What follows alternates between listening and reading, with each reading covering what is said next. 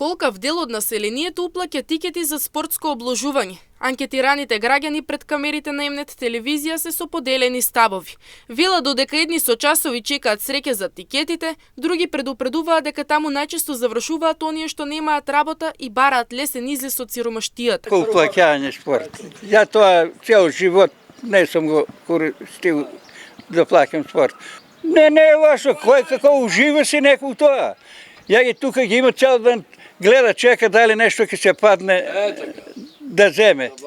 Што ќе чекам там цел ден? Последните пари се трошат, да? Да.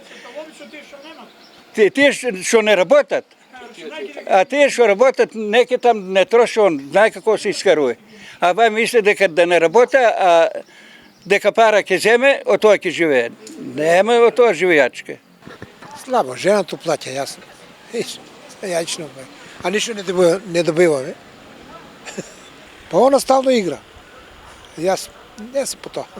Па у неделата еднаш два пати или од 20 дена, како. Не се паѓа. Од колку има? Од 15, 100 динара, 50 динара има. Оди вика уплат, Ја како курир. И што да прави? Ано е што. У село да не е порно. Анкетираните додаваат дека луѓето кои се навлечени на игрите за среќа се задолжуваат, земаат кредити и повторно се враќаат во обложувалниците, убедени дека следниот тикет ќе им го промени животот. Па нека оде кој сака, и стариот, не само млади. А веќе се задужи, не да даде динар. Задужуваат се, има дават кредити. Па не се има толку прилика да видат, али прилично дават. Те помлади таму да играат. Има доста.